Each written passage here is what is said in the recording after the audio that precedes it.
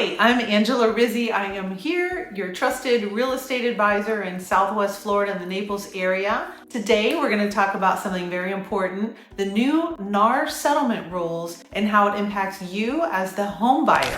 As you probably heard, recently the National Association of Realtors signed a significant settlement impacting buyer agent compensation transparency. So now buyers have clearer information about commissions, empowering you to make more informed decisions. Here's what you need to know. In order to work with a buyer's agent, agents must clearly disclose their compensation details up front before you even go and look at a property. So you'll be required to sign a buyer-broker agreement before even going to look at a home. So it's important that you understand that. You'll want to do your research on the agents. Make sure that that agent that you want to work with specializes in the area that you're interested in. Meet with them. Go over that agreement.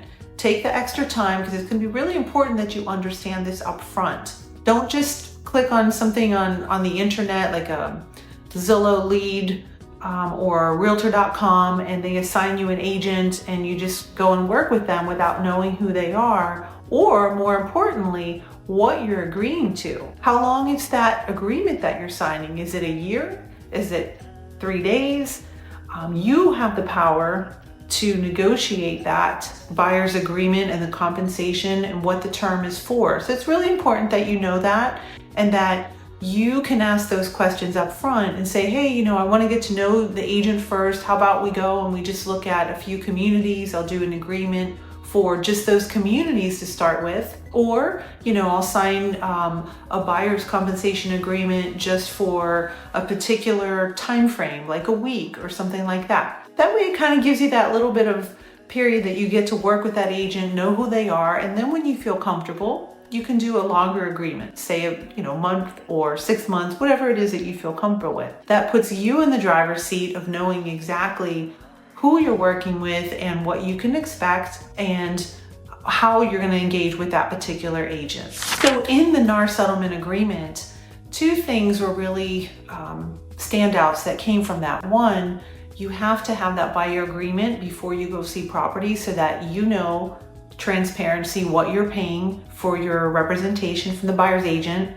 And 2, listing agents are no longer allowed to put the buyer broker compensation in the MLS. They're not telling the buyer's agent up front what the commission is through the MLS. You can always call and find out if there's compensation offered. That's important to know so that you know how the compensation will be paid, what you're responsible for, or what's being paid by the seller's agent. So it's very important that when you engage with that agent, you really take the time and know how the agent's compensation will be taken care of, what your options are. Speaking of that, so what are the ways for compensation to be paid? 1, the seller will pay the compensation, and that's if they agree to pay the compensation through the listing agreement with the listing agent. 2, if they're not paying the full amount of your buyer's broker compensation, you can pay part of that on your own. So say it's a 3% buyer broker compensation amount that you have and the listing agent is paying 2%, then you can always ask for a concession for that additional 1% as part of the offer. Or lastly, you could pay the buyer broker commission. And that would be through closing. So that would be part of the closing cost. So there's a lot of different ways to structure that. And it's important that you negotiate, have your agent negotiate what's best for you as the buyer and know upfront what you're going to be paying for the property, what you'll be paying for closing fees. So it's really important to talk about that in advance.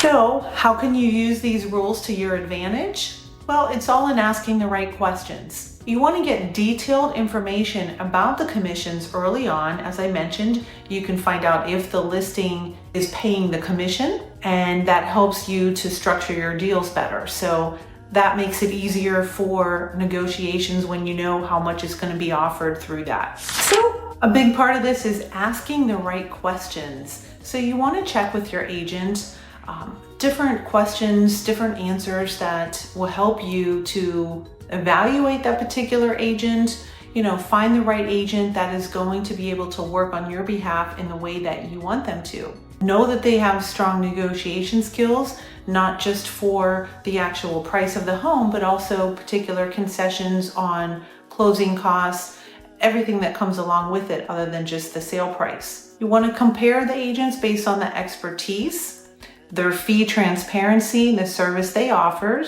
not just at the time of the sale, but also before, during, and after the sale has taken place. There's a lot that goes on between not just buying the property, but through the whole process of getting into that home, doing the inspections, negotiating repair items, and then afterward, making sure that all of the neat ends are tied up and there's no loose ends left even after you've closed on the property. So those are all very important to consider when evaluating an agent and evaluating their services. So navigating these new changes might feel overwhelming, but it doesn't have to be. As your experienced Naples area realtor, I'm here every step of the way. So don't hesitate to reach out anytime with questions or concerns that you have with this particular topic, and let's find you that perfect home together at the right price and the right concessions. Thank you for watching, and don't forget, subscribe for more insider tips and market insights. Share this with someone who you think might be looking to buy a home and needs a good realtor to go to bat for them.